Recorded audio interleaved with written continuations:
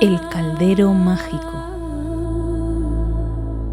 Charlas junto al fuego y susurros de tinta. Un espacio para la voz que te guía entre las sombras.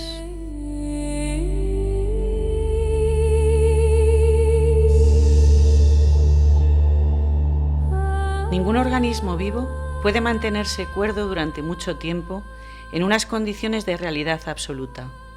Incluso las alondras y las chicharras, suponen algunos, sueñan. Hill House, nada cuerda, se alzaba en soledad frente a las colinas, acumulando oscuridad en su interior.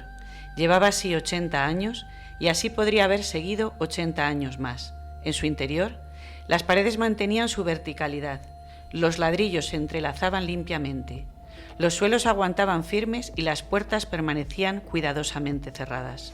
El silencio empujaba incansable contra la madera y la piedra de Hill House, y lo que fuera que caminase ahí dentro, caminaba solo. La maldición de Hill House, Shirley Jackson.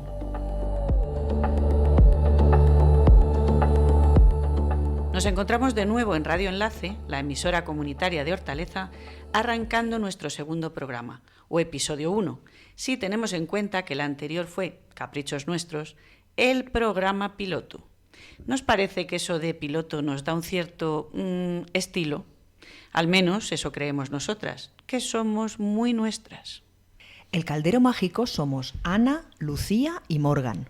Pero en nuestra hoguera, que encenderemos una vez al mes en esta misma franja horaria, os concreto, el tercer viernes del mes a las 00:30 horas, queremos contar con todas vosotras. Porque sin oyentes que nos arropen, pues nada de esto tendría la misma gracia. Galileo, en posesión de una importante verdad científica, abjuró de ella con toda tranquilidad cuando puso su vida en peligro. Hizo bien. Aquella verdad no valía la hoguera. Lo que llamamos una razón de vivir es al mismo tiempo una excelente razón de morir. Y no he visto a nadie morir por el argumento ontológico. Albert Camus, El mito de Sísifo. Hola, amigas. Ahora vamos a dar paso a nuestra primera sección, Charlas junto a la hoguera. No es un espacio para debatir, sino un refugio cálido donde nos sentamos como amigas alrededor del fuego, dejando que las brasas nos iluminen el rostro mientras la noche se estira y las palabras fluyen sin prisa. Recordad que podéis seguir avivando esta conversación a través de nuestras redes y nuestro correo, o enviarnos temas que queráis lanzar al fuego con nosotras. Nos encontraréis como El Caldero Mágico FM y nuestro correo electrónico es calderomágicoresponde@gmail.com. Bueno, amiga, ¿sobre qué vamos a conversar hoy? Pues mira, hoy os traemos un tema muy interesante, nos ha parecido. Hoy vamos a hablar del fenómeno de las tradwives o esposas tradicionales y a compararlo con la historia de Tasha Tudor, una ilustradora estadounidense que decidió vivir en el pasado y fue tan famosa por su obra como por su vida singular.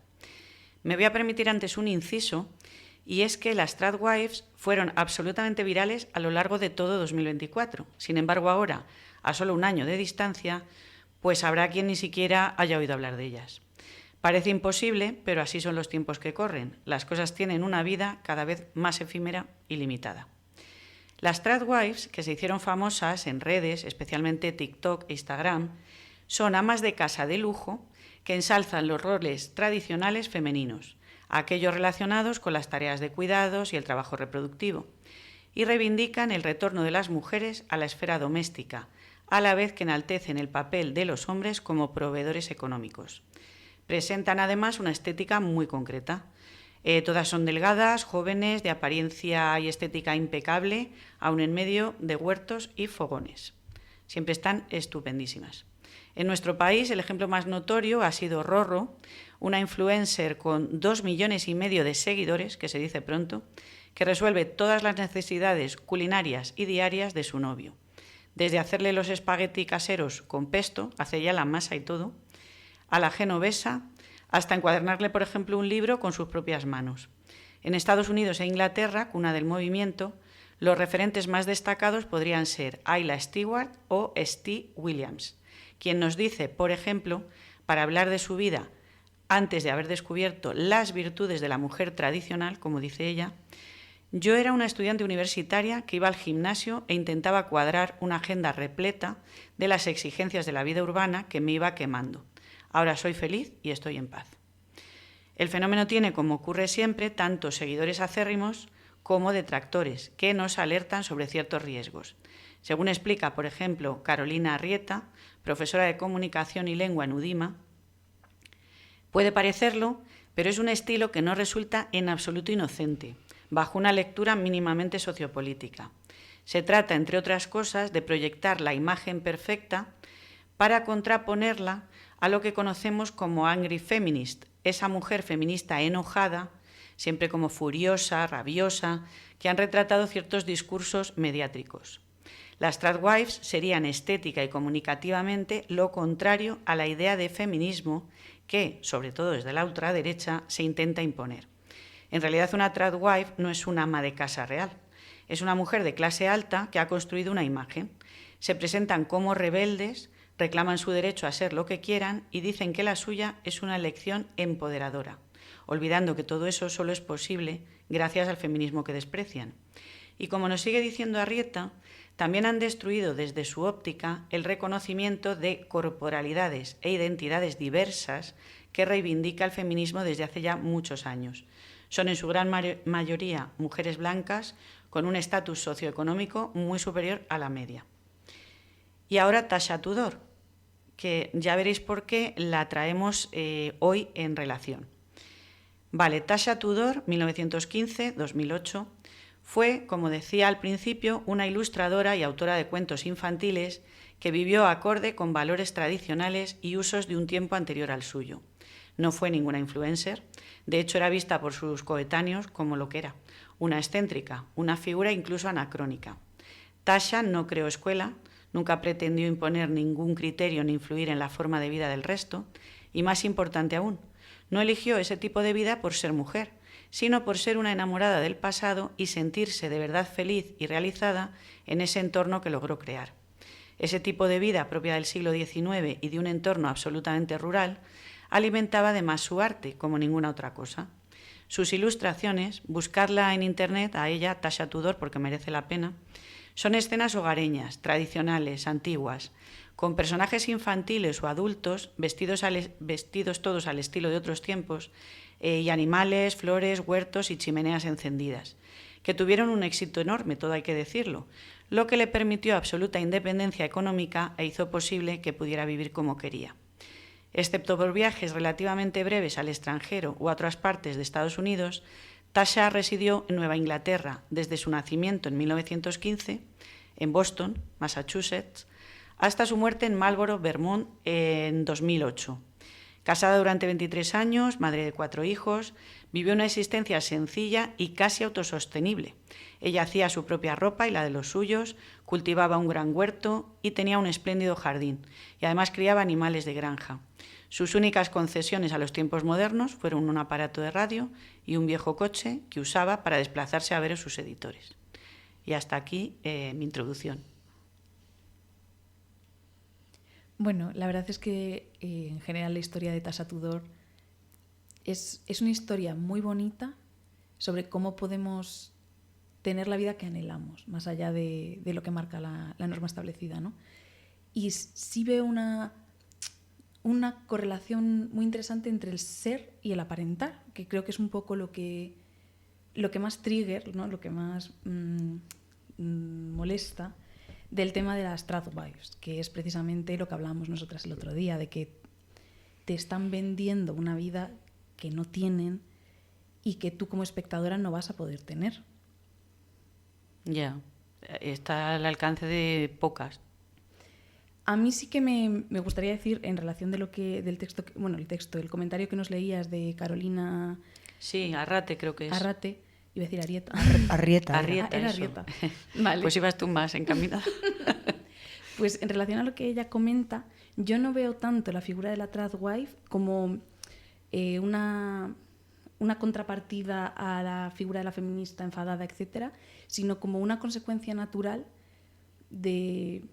Y lo voy a decir, si nos queréis criticar, hacerlo por favor por redes sociales. ¿Sabéis dónde nos podéis poner los comentarios? Que hablen de una, aunque sea mal. aunque sea rage bait, creo que lo que es la consecuencia natural de la figura femenina, feminista, blanca, liberal, que es CEO de la empresa, que tiene hijos, que mantiene la casa, que puede con todo, que va siempre impecable. La consecuencia natural de esa figura es una vuelta al hogar y decir, mira, déjame en paz, yo no tengo ninguna necesidad de ser esta mujer súper trabajadora, súper exitosa, súper productiva y encima súper madre, súper capaz de tener el hogar impecable. Como que siento que, ya hablaremos más en profundidad de este tema, el fenómeno tradwife es simplemente otra arista del auge que está habiendo de los valores tradicionales y fascistas. ¿Me parece mal? No lo sé. No, puede ser. A mí es que la verdad que el término esposa tradicional me pilla lejos. Ni soy esposa, ni soy tradicional, entonces me pilla un poquito lejos. Pero es verdad que sí que me pilla un poquito parecido que yo no tengo un trabajo asalariado, entonces podría ser que estuviese en mi casa, que la verdad que estoy más y hago más cosas de casa que podría hacer las personas que tienen un trabajo fuera de casa. Eso no quiere decir que no trabaje, porque para mí el trabajo no dignifica, entonces por eso no lo realizo de esa manera. Pero sí es verdad que es un tema que me pilla. Yo no sé si las jóvenes actuales, y ya nos podrán decir las que nos oyen, si se sigue más o menos que antes, porque cuando yo era joven, la verdad que me pilla la cosa bastante fuera. Es que yo creo que no hubieran tenido éxito en nuestra época. ¿Pero ahora creéis que lo tienen? Bueno, 2,5 millones de seguidores son una brutalidad. Ya, pero eso de yo los sigo seguidores... a Rorro, me encanta Rorro. Tuvo entre los jóvenes un tirón increíble, y además esta chica, por pero lo que por yo friki, sé, a lo mejor. No, es que esto se ha vendido, o sea, también hay que reconocerle el mérito. Por lo que yo sé, ella empezó ella sola, ¿no?, a hacerlo, y luego lo que pasa es que ha tenido tanto éxito que está detrás de ella una empresa fuerte, potente de publicidad. Pero una mujer que te vende como que es capaz de hacer los espaguetis desde cero. O sea, que ella hace la masa, ella hace todo, o encuadernar un libro, o sea, no solo cocina, hace cosas como, por un lado te lo venden, o a lo mejor incluso empezó siendo real, como hacer las cosas es un poco también el do it yourself, o sea, claro, pero no de tiene ser nada, capaz de hacerlo. pero no tiene nada que ver, porque uno es hacértelo do it yourself, es que te haces las cosas para ti. Claro, claro. Los makers, Sí, gente que se hace las cosas para sí, en lugar de comprarlas, pues te las haces. Claro. Eso no es hacerla para otro, ¿no? Bueno, para el marido. Pero ese matiz, por supuesto, es diferente, pero sí que es admirable, o sea, hay mucha gente la empieza a ver porque, joder, que la tía se curra eso, unas recetas, unos libros, unas cosas como artísticas, o sea, como... Yo creo que es falso en el sentido que es que nadie puede saber de todo. Y además hay que tener mucho tiempo y un tiempo que te rente de alguna manera porque tienes que comer para poder hacer esas cosas. Pero es fascinante verlo. Es como yo me di una época, pues, veía de estos vídeos de reformas caseras, o sea, de reformas de casas, vaya. Y me parecía, a mí me encantaba, yo me podía tirar horas. Es que me parece fascinante. Entonces, en ese sentido... yo es que a la que más he visto, la verdad, es a Rorro, al resto casi no. Y me parece fascinante, que te quedas viéndola. Yo personalmente siento que Rorro lo que tiene es muy buena estrategia de marketing. En general ella se ha querido desvincular mucho del fenómeno tradwife, ha tenido muchos rollos por otros temas porque no es una persona especialmente posicionada políticamente. Pero bueno, no todo el mundo puede ser todo lo que queremos ver en redes sociales, ¿no? Pero literalmente adapta muy bien todo esto que se hizo de moda de las tradwives, y su problema es que el marketing que tiene es empezar todo diciendo, hoy a mi novio le apetecía ¿no? Entonces, pero eso es una estrategia de marketing, pero claro. que tiene también un mensaje, porque este es el tema, todo en la vida tiene un mensaje, quién recibe este mensaje, lo sabe interpretar o no. Yo honestamente la sigo y me encanta ver los vídeos y estoy en plan... Y me hace sentir que soy capaz de hacer esas cosas. Ahora bien, lo que hablábamos nosotras tres la última vez que tuvimos una conversación sobre esto, el problema para mí está en que este contenido, Rorro en España, que ya te digo, es la tradwife española porque no tenemos otras. Pero las americanas están como un cencerro. Nara Smith, una que hace hasta chicle. Pues sí, hace el chicle con un kit que compra. ¿Bailarina o algo sí, la así? Bailarina Farm. Bueno, esa es tremenda. Que es algo que está en una relación de maltrato. Sí. Vamos a empezar. De explotación, desde luego. Claro, pues que los yankees... Sí, son otra especie. Son otra... A ver si no es a extinguir, pero podría ser. Ojalá. Perdón. Totalmente. Entonces, estas chicas literalmente se compra el kit en Amazon para hacer chicles, pero se graba un vídeo como si estuviese descubriendo la pólvora, vestida impecable, no sé qué, y tiene no sé cuántos hijos, porque claro, Rorró ni está casada ni nada. Pero las otras te venden como esto, ¿no? Y por supuesto que las otras, porque Rorró al final es una persona que trabaja... Ya te digo que no me encaja también por eso, porque trabaja en su imagen y en ser influencer, pero no te vende esa vida que te venden estas otras de que lo que están es en un pijama carísimo con plumas por casa y les apetece hacer los cereales de uno en uno para sus hijos. Mentirosa. Y lo que yo os decía es que yo el problema que veo es, independientemente de si la gente que luego consume este contenido es consciente o no de que son pues gente con mucho dinero y con mucho personal doméstico, que sí te genera ciertos anhelos, ¿no? Como que el deseo es una cosa muy complicada que se construye de una forma social, que viene desde la superestructura. Es como que es muy complejo el deseo y la construcción del deseo, y tú cuando consumes este tipo de contenido se activan cosas dentro de ti. A lo mejor no de cualquiera, pero se activan cosas. Quieras que no, como mínimo hay una comparación de, jolín, pues yo también estoy en casa y estos no son mis resultados. Esta persona tiene una chica que limpia, ya bueno, pero tiene la casa limpia. Es que yo ahí enlazo... o sea, no hablo de concretamente Rorró ni de nadie, que muchas veces tú te empiezas a grabar las cosas que te apetecen. Pero yo es que no lo veo en absoluto inocente. Yo sí creo que hay detrás una estrategia premeditada de inculcar en la sociedad lo que estábamos hablando, valores tradicionales de ultraderecha. De hecho, el tipo de mujer que te venden, sí que estoy de acuerdo con lo que decías tú, que la superwoman esta que nos han vendido, que eres eso, extraordinaria en tu trabajo, pero a la vez haces la casa y tal, eso era el caldo de cultivo para que la gente proteste y en algún momento eso se tiene que romper. Pero yo creo que han aprovechado eso, esa frustración, para vendernos algo absolutamente falso. Porque estas señoras que están vestidas como de alta costura, haciendo un bizcocho desde cero, con 2 niños, 2 churumbeles a su lado, como si fuera la cosa más normal del mundo, y a la vez, si es que al final están explotadas igual que la que trabaja. Entonces yo creo que nos inoculan. Yo, según lo estaba hoy escribiendo la introducción, estaba pensando en las directrices estas de la Falange. ¿Cómo se llamaba lo de Pilar Primo de Rivera? Lo de las mujeres. El servicio... Hay algo social. Bueno, sí, las directrices social, ¿no? de la perfecta esposa y tal. O en tiempos del nazismo, lo que se propugnaba... Por cierto, la propia Pilar no estaba casada, nunca lo estuvo, nunca fue eso que promulgaba. Bueno, incluso se rumorea si era lesbiana. Probablemente lo fuera. Claro. El caso es que es el mismo tipo, el mismo modelo de mujer, que además tiene que estar guapa. Bueno, no me lo puedo creer.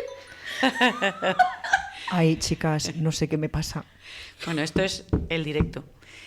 Es eso, el mismo modelo de mujer, que además era directrices de estas de, por favor, que tu marido no te vea con los rulos puestos y la crema.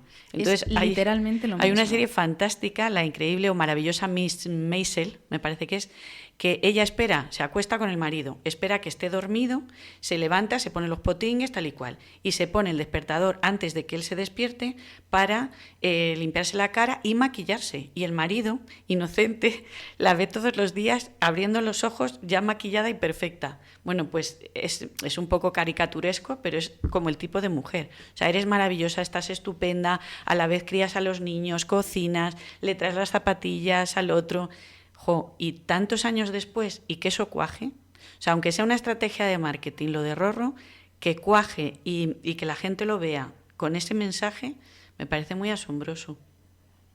Bueno, como dices tú, porque no es inocente. Yo también Claro, estoy de acuerdo que no es inocente, claro. ni nada de los influencers, ni lo que sale en los medios, ni las películas que ves. Inocente no es nada, ni la publicidad, ni... Claro. Y al final, en mi El sistema opinión, es así.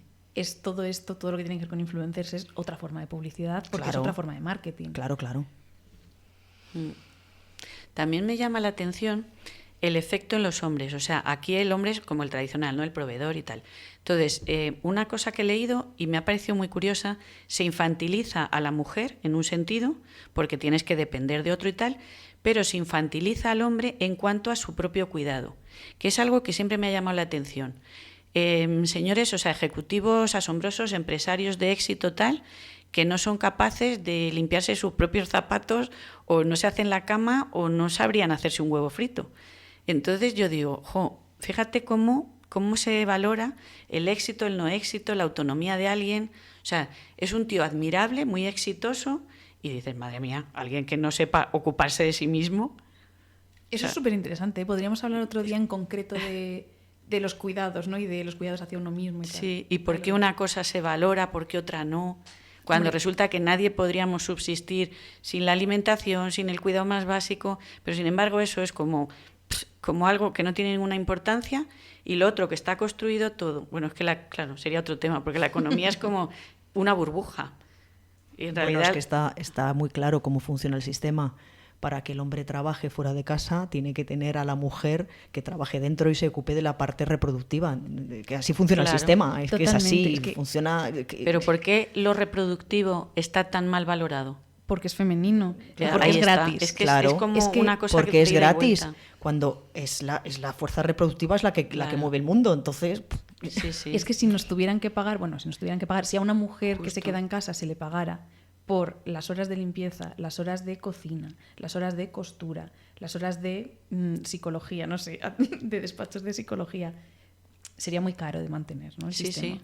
Bueno, es que el capitalismo es muy listo. Claro. O sea, la mujer gratis se ocupa de reproducir a los obreros que se van a trabajar a la fábrica. Es que, bueno, a y la de fábrica donde incluso, ¿no? de producirlos, de producirlos. Por eso decía lo de reproducirlos y de que puedan... claro, si es que es así, funciona el tema. Uh-huh. ¿Y qué os parece Tasha? A mí es un personaje... Bueno, de hecho tengo intención de dedicarle un vídeo entero porque recopilé una montaña de información de ella, sobre todo yo la traigo aquí porque al final ella, su vida ideal fue ama de casa. Bueno, claro, a la vez era artista, o sea, es que no era cualquiera, ¿no? Y su jardín, una vida bucólica, tiene citas muy curiosas, que ya traeré en algún momento, como de disfrutar de las pequeñas cosas. Un poco me recordó a lo que hablábamos en el otro programa, del sentido mágico y tal, de disfrutar de eso, del hogar, de los cariños, lo que has ido tú poniendo en redes este mes, Lucía, que también... que tiene todo que ver con esto que decimos de valorar según qué cosas. Y me parece una mujer, por supuesto era una excéntrica, cosa que a mí ya la tengo en el altar de los personajes femeninos, pero que luchó, como decías tú, por la vida que ella deseaba y le daba igual el resto, o sea, no porque quisiera influir a nadie ni por nada. Y el anacronismo, bueno, también es que ella se creía una reencarnación de una mujer del siglo XIX, esposa de un marino y tal y cual. Y entonces era como que había cosas que a ella le salían como más naturales, que a lo mejor era simplemente porque las disfrutaba. Pero me parece una opción de vida, por un lado, que tiene que ver con las tradwives y por otro que es absolutamente opuesta. O sea, esta señora iba contracorriente. Bueno, es que al final cuando hablamos del fenómeno tradwife, hablamos de, en el 2024, que se puso muy de moda, que unas cuantas chicas, generalmente blancas y muy pocas no, se grabarán en su cocina cocinando, ¿no? Que está muy alejado de las, no sé, la infinidad de millones de mujeres que han sido esposas tradicionales por elección o no. Claro. A mí lo que, en realidad, cuando estabas leyendo ahora la historia, lo que estaba yo pensando es que hoy justo he hablado con mi pareja, estamos hablando de las utopías anarcocapitalistas, estas que tiene la gente en la cabeza, y yo le decía... Es que en una utopía anarcocapitalista acabaríamos todos como una propiedad privada, teniendo nuestra parcelita en el campo con una casa de adobe, cultivando nuestra comida y tan felices. No habría un mercado loquísimo como este que necesita el Estado, ¿no?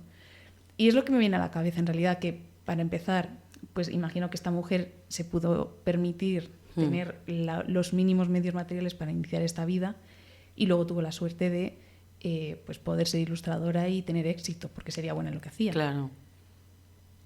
Pero sí, es interesante como figura fuera de la norma, que nos hacen falta figuras fuera de la norma. Sí.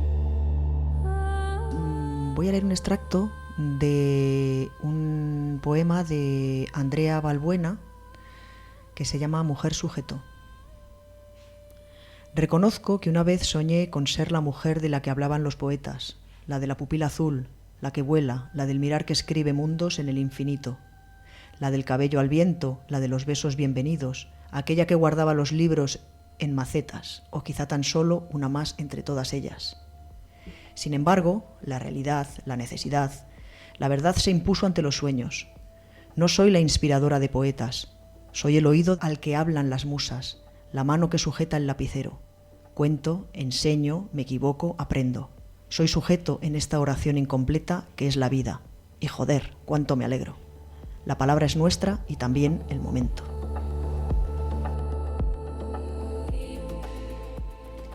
Bueno, y hablando de estos temas, tuve el acierto o el desacierto, no lo sé, de preguntarle a mi amiga Elisa Floristán, un beso para ella, qué opinaba, ¿no?, de todo este tema del auge de los valores tradicionales. Le comenté que íbamos a hablar de las tradwives, etcétera, y en concreto de unas cosas que han sucedido en Hortaleza este mes, que ahora lo explicamos mejor. Entonces yo quería poner sobre la mesa una reflexión, que es que claro, venimos de un momento en el que ha habido cierta bonanza económica, lo que supone al final que la acumulación de capital es una maquinaria que está funcionando, la clase trabajadora puede permitirse expandir sus fronteras, puede permitirse ocupar más espacio cultural. Entonces tenemos a Google, que pone en el mes del orgullo la bandera LGTB, a McDonald's, que hace una hamburguesa LGTB o feminista, etcétera, ¿no?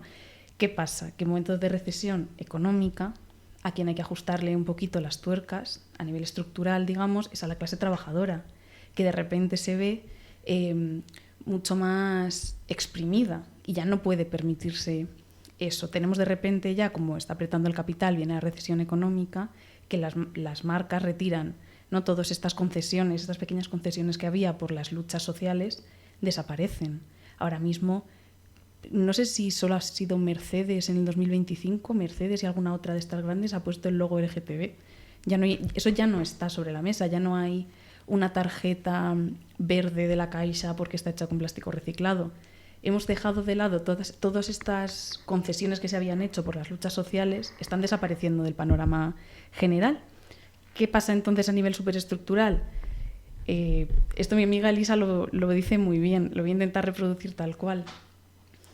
Pasa que hay una necesidad de estructura, porque el mundo da de repente muchísimo miedo, porque nos están apretando muchísimo las tuercas. Entonces necesitamos, incluso de alguna forma, buscamos nuestra propia represión y recurrimos, y pues hay un auge en realidad, por un lado, todo el racismo se dispara, ¿no?, todo el odio hacia el otro, vuelven las estructuras tradicionales como la familia, la religión.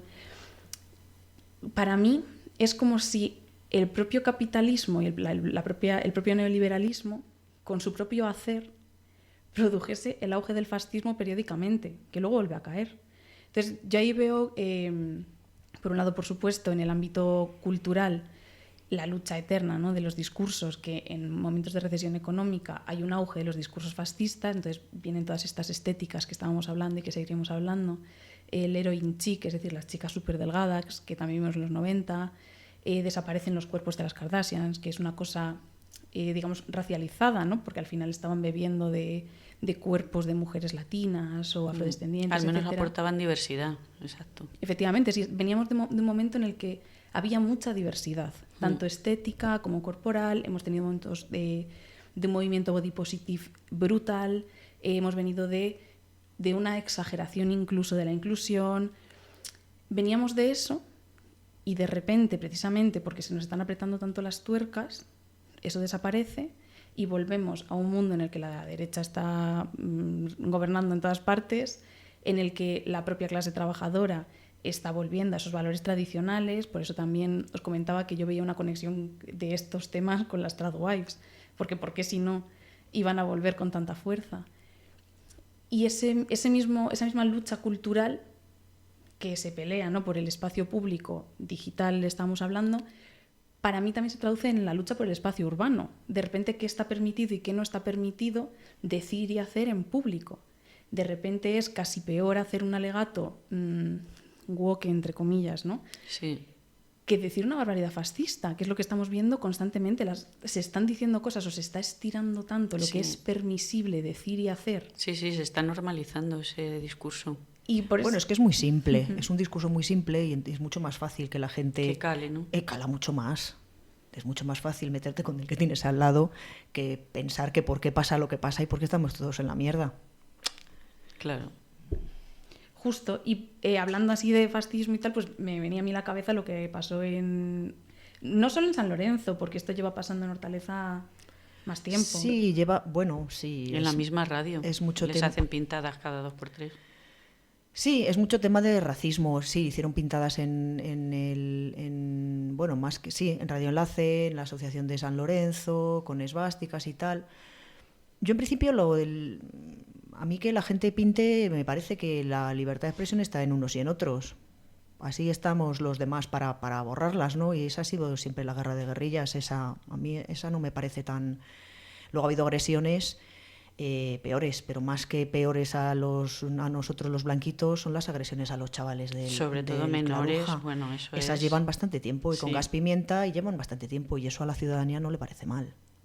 Entonces, cuando se ha levantado un poquito el barrio ha sido cuando pues a nosotros los blanquitos nos han gaseado también con gas pimienta, que no está bien, no me parece bien. Pero sí, es un discurso, sí, se está derechizando mucho. Sí, es que han perdido el miedo y el respeto completamente. Sí, lo de normalizar es por eso, porque tienen como el amparo de... Justo, para mí esto es inaceptable, para mí esto es una barbaridad. Y a mí justo el tema de las pintadas, no pintadas, me parece simplemente interesante porque es lo que os comento, es una lucha cultural por el espacio público, en este caso, pues las paredes como espacio de expresión urbana, sin más, ¿no? Como sí es interesante ver si aumenta o no o disminuye determinados mensajes en las paredes. Eso es interesante, simplemente. Bueno, mira, un ejemplo que se me acaba de ocurrir ahora es, por ejemplo, lo de, y así nos podemos meter un poquito con nuestro querido concejal, que se vaya de Hortaleza, en la cabalgata de este año, en la cabalgata participativa, no se puede tener como lema nada político. O sea, todo es político. Es una obligación. Eso era propuesta de Vox, pero lo han aprobado. No, lo han aprobado. Era una propuesta de Vox y ha sido aprobada en la Junta y no se puede poner nada político. ¿Por qué? Porque el año pasado era la vivienda, por ejemplo, en la carroza. Lo peor para mí es que la excusa es que esto es un evento para niños y familias. Pues ya es hora de que los niños y familias descubran las cosas. Y no solo eso, es lo que dice Lucía, que es política. Claro. Política es todo. Claro. Política es hacer una cabalgata participativa que vaya por las calles de tu barrio. Claro. Pero es en ese mundo de fantasía que quieren para los niños, alejado, y para las familias de las de ellos, claro, pues no tiene cabida. Claro, hablan de política como... Y en realidad política es lo que ellos dictaminan y cuando les interesa es esto y cuando no, no es. Bueno, es que es la diferencia entre la política y lo político, ¿no? Lo político es todo y la política es la de los partidos políticos, ¿no? Justo, pero yo considero que lo que nosotros reivindicamos, nosotras mismas ahora mismo aquí, es lo político, ¿no? Simplemente, como que yo me pregunto si van a ir con un polímetro, ¿sabes? A ver qué lema es político y cuál no. Exactamente. Todo. Lo que ellos consideren. Lo que vaya en contra. Hombre, porque los 3 Reyes Magos de Oriente es político. Pues claro que es político. Bueno, poner en una carroza regalos ¿es político? Claro que es político. Todo es político. Claro, pero ¿les parece súper subversivo? ¿Os acordáis de las reinas magas? Vamos, es que todo lo que vaya en contra de sus creencias o lo que quieren instaurar, pues es así. Yo esto sí que me enlaza mucho lo que estaba comentando antes Lucía. Claro, las cosas no se ven hasta la perspectiva de una serie de años. Y sí que hemos tenido unos años, no sabría decir exactamente cuántos, en los que pareció posible un cambio. Y si te vas a la historia es que, bueno, al final el sistema hace lo mismo, ¿no? Fagocita algo cuando sale. A mí me llama mucho la atención siempre el fenómeno, por ejemplo, de los hippies. Llegó un momento, que parecía la ilusión y nace en la juventud, pero esto que voy a decir luego a continuación no necesariamente solo en la juventud. Es como que un mundo diferente es posible. Entonces se adquiere mucha fuerza. En nuestro caso fue a raíz del 15M, hubo como una renovación tremenda. Y entonces el sistema primero intenta destruirlo y cuando no puede lo que hace es lo absorbe, lo despoja de las espinas que le puedan molestar y lo traga, o sea, lo convierte en aceptable. Entonces, eso lo hace siempre, ¿no? Pero durante unos años sí que había otro clima, que yo lo relaciono también mucho con la feminización de la política, que hay mujeres que se llevan las manos a la cabeza diciendo eso no es así. Digo femenino en el sentido, la convención que decimos femenino tal. Se introdujo en la agenda política mucho más colectivismo, más cuidados, más incluso afectos, más, no sé, y era todo como renovación, nacimiento, era como algo posible. Y ahora estamos, después de una serie de años, en el otro extremo absolutamente, y tiene todo que ver con lo que decimos, de instaurar otros valores, volver a la ranciedad de otras cosas. Bueno, no sé, algunas cosas, yo creo personalmente que lo de los hippies fue bastante puro marketing. Yo creo que es otro fruto del sistema. Sí, yo creo Yo que eran no lo niños veo pijos, así, la verdad, que les llevaba la madre el Hombre, toro se el fin de quitaban semana. la mierda de la ropa y se iban a su casa. Bueno, como fenómeno social Otra cosa son los punkis. puede ser. Como fenómeno social puede ser, pero los hippies se opusieron a Vietnam, muchos sufrieron cárcel, muchas familias perdieron hijos y demás. Yo no lo veo tan Bueno, marketing. los hippies y no los hippies. Se puso a Vietnam mucha gente. En general, los Estados Unidos. pacifistas se asimilaban a los hippies. O sea, el ideario hippie, por supuesto, que todo se puede convertir en marketing. O sea, es que no ha habido ningún movimiento que no haya acabado vendiéndose al sistema.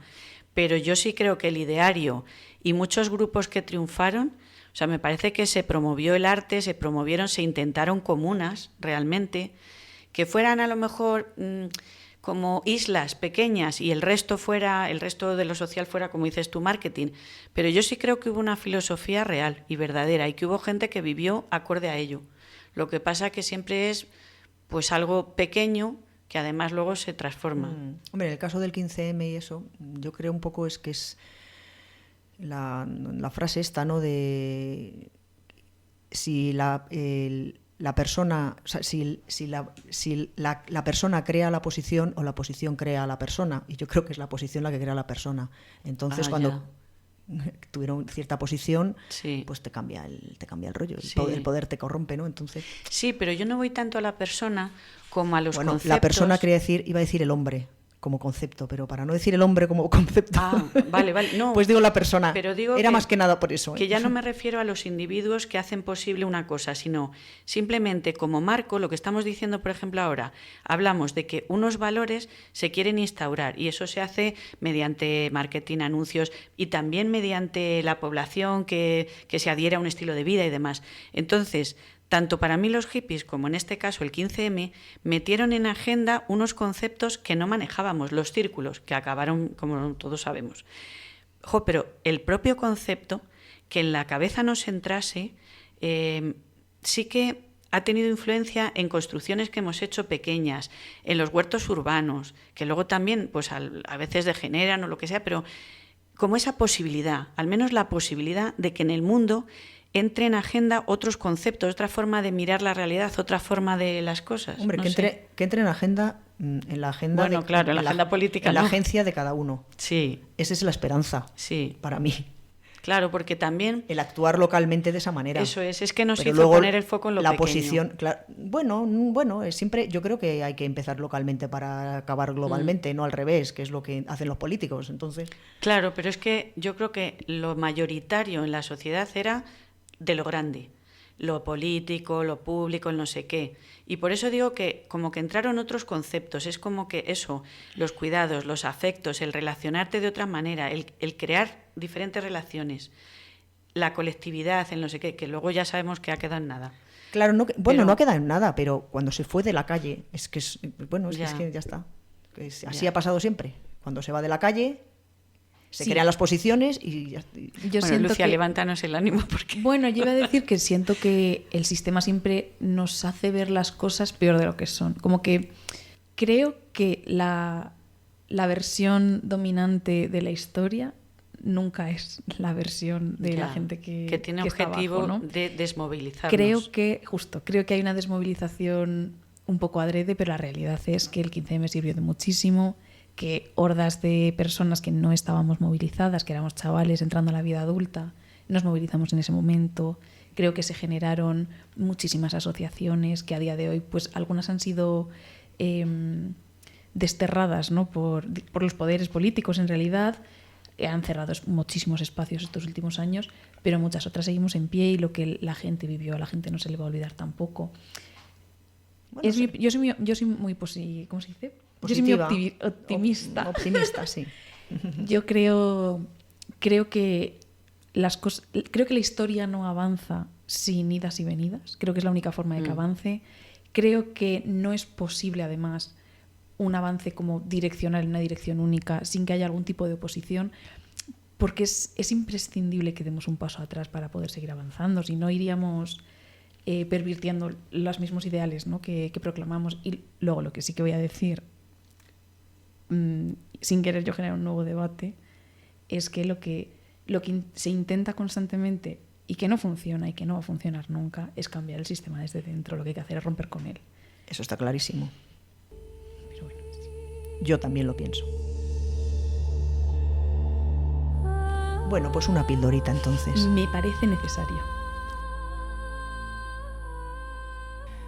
Cuando el eco del eco huele a grito y nadie huele nada. Cuando el náufrago se rompe entre las rocas y grita y le entra agua. ¿Acaso la belleza no tiene corazón? El mar es bello y mata. La gente es bella y calla. Cuando el eco del eco huele a grito y ponemos la radio alta. Gloria Fuertes.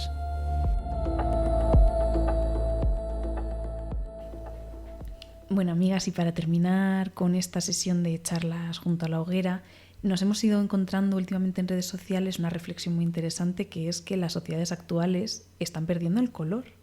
Tanto lo que tiene que ver con el diseño de interiores, como cuando hablamos de la ropa, incluso la estética que está de moda. Ahora se lleva mucho los clean looks, se rechaza un poquito el maquillaje excesivo que se llevaba en los 2010s.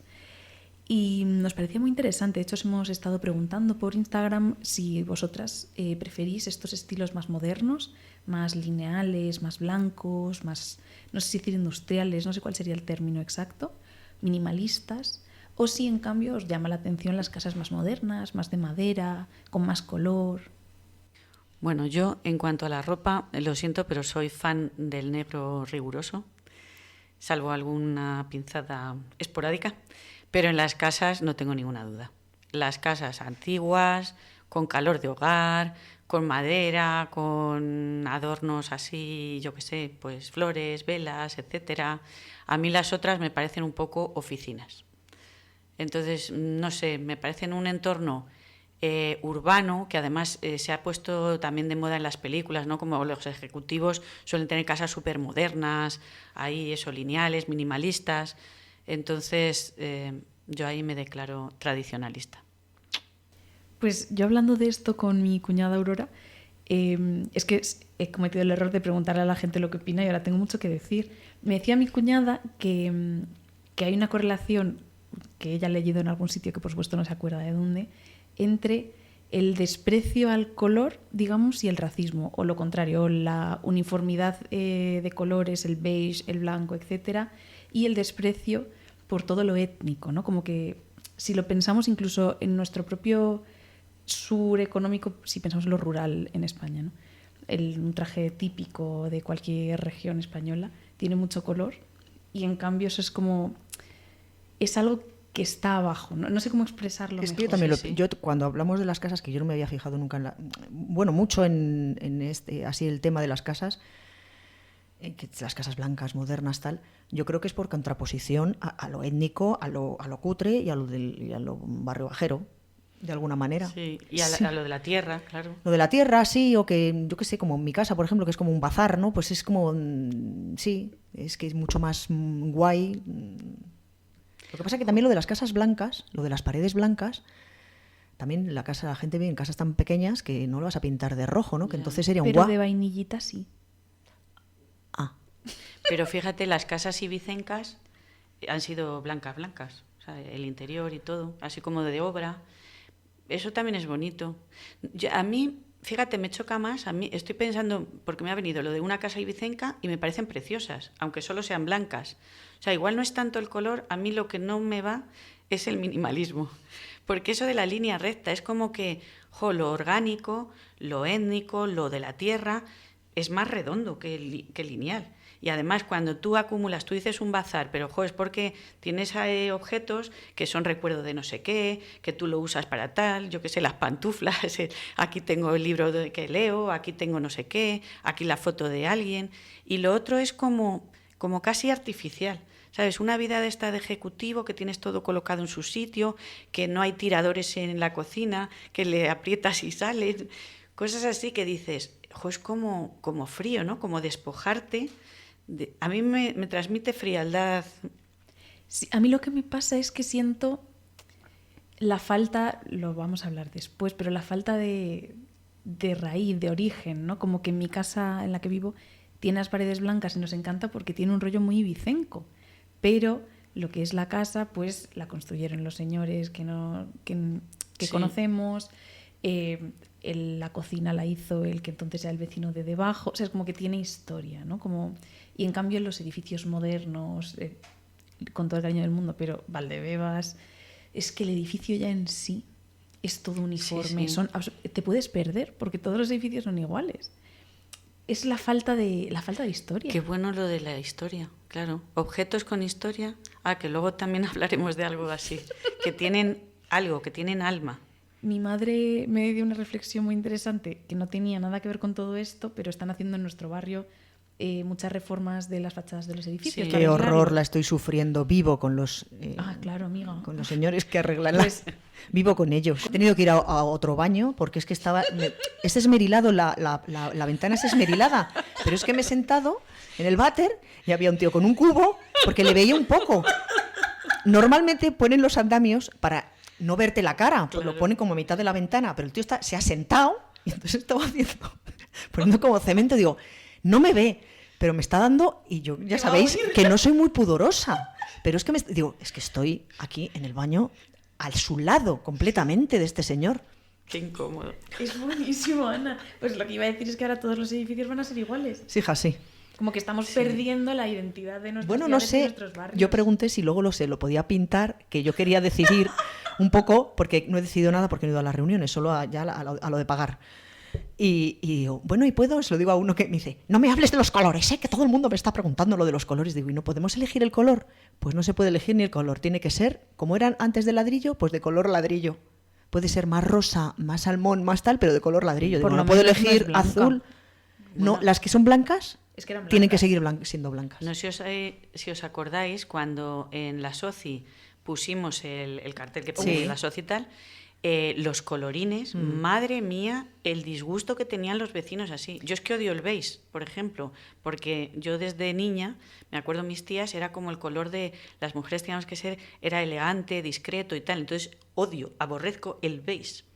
Y entonces esta gente, pues tienes tú razón, Lucía, con lo de que los colores les Clasista, estresan. es que es clasista, Es clasista. es misógino y es racista en mi opinión, ¿eh? Como que sí que veo ahí, decía mi cuñada, si piensas en los uniformes de un trabajo, como que son Sí, todos iguales. Gris, pasar desapercibido, no es- Uniformar, y es claro, lo que se claro, que entiende es el como lo sentido de la serio, palabra, la uniformidad es lo serio. Sí. Entonces tú como Que nadie mujer en destaque, este caso, que nadie tenga una justo, personalidad disonante. para ser una mujer seria tienes Sí. que no destacar, que llevar un estilo elegante. ¿Qué es elegante? No es elegante en principio ir de colores. ir de colores. Mm. No se me ocurría un ejemplo mejor, pero sí, Sí, no, es, sí. no es elegante un vestido de colorinchis. Una Yo gata de la Prada no es yo antes de elegante. que la horrible María Isabel se cargara la frase, me encantaba el grito de las drag queen, antes muerta que sencilla, porque yo he aborrecido la sencillez por eso, porque era como el mantra casi, la obligación de las mujeres así, ay, una señorita. Justo, y para mí es muy empoderante el maquillaje, ¿no? El ir maquillada, yo lo considero casi una pintura de guerra. A veces es la performance con la que me quiero presentar ante el mundo y que de repente eso esté mal, ¿no? Como hemos perdido todo el color en el maquillaje también y ahora ni pintalabios, ahora Sí, se lleva el gloss. el nude. Los nudes de las narices, que no, a mí no me quedan bien. Ay, bueno, ay. Bueno, pues otra pildorita.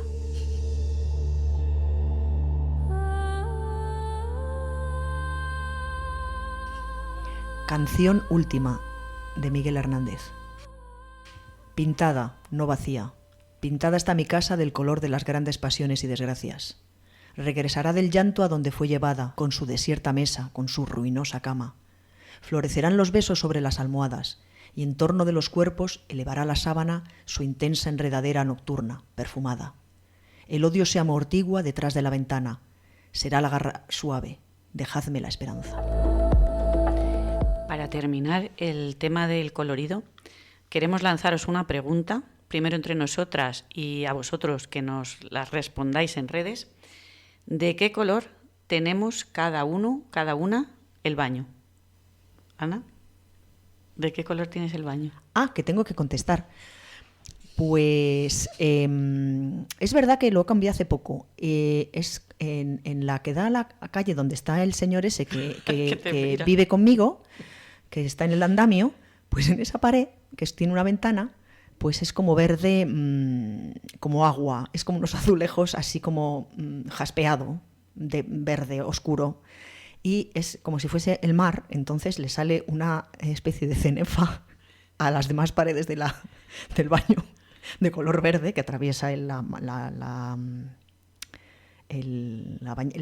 tengo bañera, lo de la ducha. Lo de la ducha, el plato de ducha, y lo demás es blanco. Y el suelo es como negro, pizarra, vamos. Fenomenal, ni un solo veis. Muy bien, muy bien. Lucía. Bueno, mi baño es blanco integral, blanco manicomio, diría yo.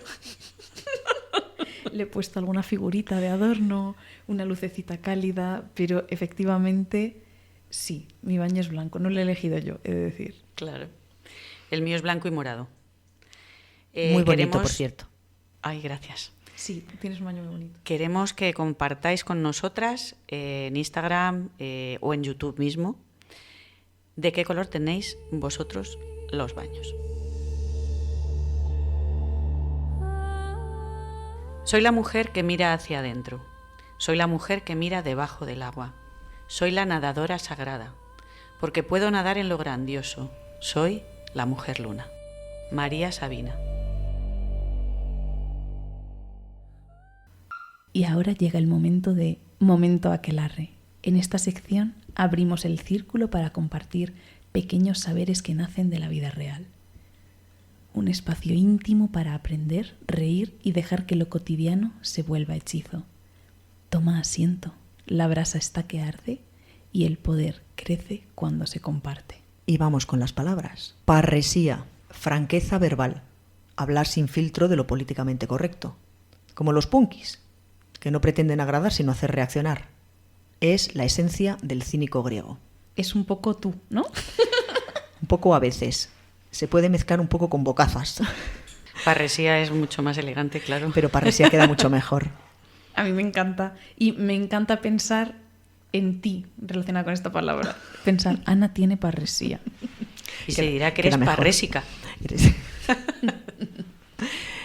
Y ya al hilo de la siguiente sección, que vamos a hablar sobre el arraigo, un sinónimo que encontré de arraigo que me parece muy bonito es raigambre. Según la RAE, tiene una acepción primera que es el conjunto de raíces de los vegetales unidas y trabadas entre sí. Y la otra acepción es conjunto de antecedentes, intereses, hábitos o afectos que ligan a alguien a un sitio, lo hacen firme y estable. Entonces el arraigo es el ancla al territorio. El territorio como algo que nos hace ser, más que donde se está. Porque el ser humano está hecho de espacio y de tiempo. Es un transcurrir en un espacio concreto. Por eso el arraigo es territorio, y cuando la gente pierde su barrio, su pueblo, su país, se desterritorializa, se desarraiga, deja de ser y está en otro sitio. Qué impresionante. Ha sido precioso, Ana. Sí. Sí, la verdad que es... Nos has dejado sin palabras. y es difícil. Es que me he puesto muy seria. Sí. A mí me gusta mucho lo de que el territorio es ser más que estar. Sí, me parece... Sí. Además, este programa, que lo hemos llamado Raíz y Hogar, es que al final va todo el rato confluyendo en lo mismo, porque el territorio también es hogar. O sea, donde tienes la raíz, tus raíces son hogar. Y me ha encantado también lo de las plantas, las raíces conectadas, como por abajo. Sí, es el conjunto de raíces de los vegetales unidas y trabadas entre sí como una red. Sí, es que me ha recordado mucho a lo de los árboles, que se ha descubierto hace tiempo ya que tienen conexiones subterráneas, que además es a base de unos hongos y tal, y entonces se transmiten información y se transmiten hasta nutrientes y tal, y entonces forman pues casi una familia, estaba pensando, una comunidad de árboles. Es que me parece como, me da ganas de llorar, absolutamente precioso entender el arraigo, el territorio, no solo como lo que hay, porque tú puedes volver a la ciudad en la que creciste, pero si ya no está lo que hacía que ese fuera tu hogar, es decir, si no está tu gente, si no está tu familia. Sí, ¿hasta qué punto sigue siendo tu hogar? Sí. Yo estuve en un museo de Budapest, se llama la Casa del Terror. Bueno, hablando de totalitarismos en general, una de las estrategias que se usan de primeras es acabar con las tradiciones del sitio. O sea, tanto religiosas como festivas, sociales. Bueno, es que las religiosas realmente su origen es mucho más primitivo y tiene un cariz social y un cariz mucho más interno de creencias, de espíritu, de tal. Entonces da resultado porque, claro, a una persona le quitas sus raíces, le quitas ese arraigo. Y ya no es ser. Y eso. Está, pero no ya es ser. masa. Por ejemplo, poniendo todas las casas beige y uniformes. Lo digo fuera de broma, ¿eh? A Lucía no le gusta el beige. ¿Hasta qué punto no nos están desterritorializando, ¿no? Al hacer esto? Ahora lo hablaremos mejor. Pero el único problema realmente con este tema de las modas y de la pérdida del color es que no solo se pierde el color. Sí, igual la película La Ola. Una de las estrategias, como hacen el experimento, eso igual de convertirse en un sistema totalitario, también es la uniformidad que decíamos antes. O sea, que es cierto. Pierdes, claro, lo que decías tú, Ana, dejas de ser el individuo. Estás, pero no eres. Que además es muy interesante, lo estuve hablando hace poco, bueno, lo he hablado muchas veces, pero estaba hablando hace poco, ¿no? Que en España, el español, quiero decir, es un idioma de los pocos que diferenciamos entre ser y estar. Es verdad. Y hay mucha diferencia. Sí, sí. Y eso hace también, el idioma hace a la persona y cómo piensa. Bueno, nos hemos puesto súper profundas. Bueno, pues hemos preguntado, hablando del arraigo, a nuestras amigas dónde encuentran el arraigo y qué cosas constituyen su raíz. La familia, sin dudarlo ni un minuto. A ver, es que para mí arraigo, si lo veo como un refugio, pues por ejemplo para mí es la música. Me refugio mucho en la música.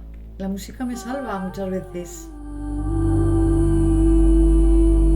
Sí, yo os voy a leer un trozo de un poema que es: si soy el árbol con el viento en guerra, ¿cómo viví con la raíz ausente? ¿Cómo se puede florecer sin tierra? La tierra es mi arraigo.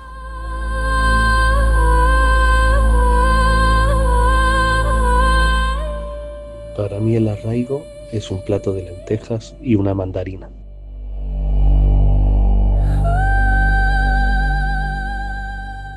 Tengo un problema con el concepto raíz porque, si os soy muy sincera, la primera sensación que me viene es una sensación muy desagradable. Sobre todo me vienen ganas de vomitar. Muchísimo dolor de estómago, muchísimas ganas de vomitar, una sensación muy, muy angustiosa y de mucho miedo. Sin embargo, creo que si amplío un poco más, ¿no?, la imagen y no me centro en lo que hegemónicamente puede ser la raíz, me vienen otras sensaciones, otras imágenes quizá más amables que igual os pueden servir más, como por ejemplo la cafetera italiana sonando así a las 7 de la mañana y la patita de mi perra dándome en la pierna. Creo que eso también puede ser mi raíz.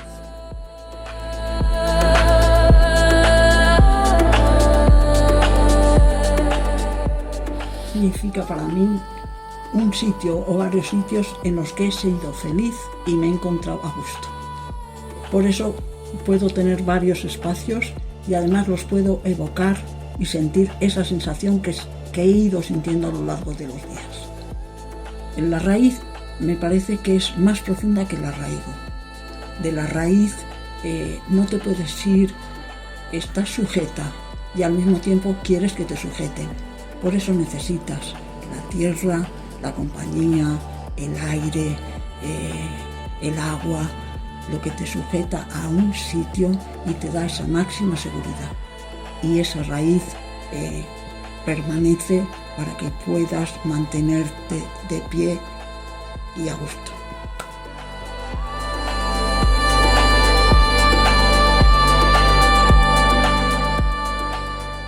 Cuando escucho tu raíz, Lo que evoca en mí es nutrición, es sostén, es pertenencia.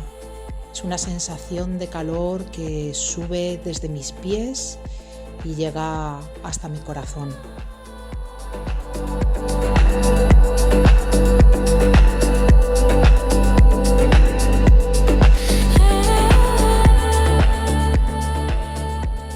Bueno, yo os cuento la mía, un poquito es de una frase que a lo mejor eso es lo que me hace a mí que tenga un poquito de desarraigo en el fondo, o que me guste escaparme de mi casa.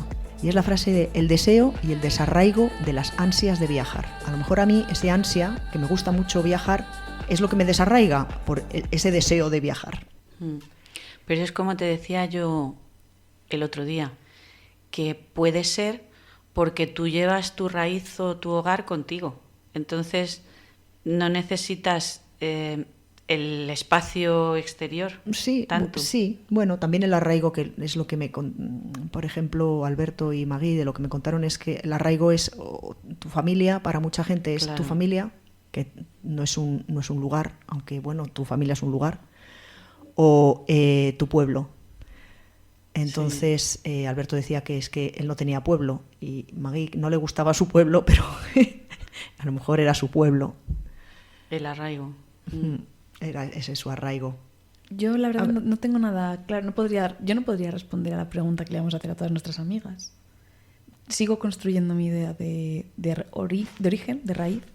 No sé, tengo muchas cosas en las que pensar. ¿Y tú, Morgan? Pues me pasa un poco igual.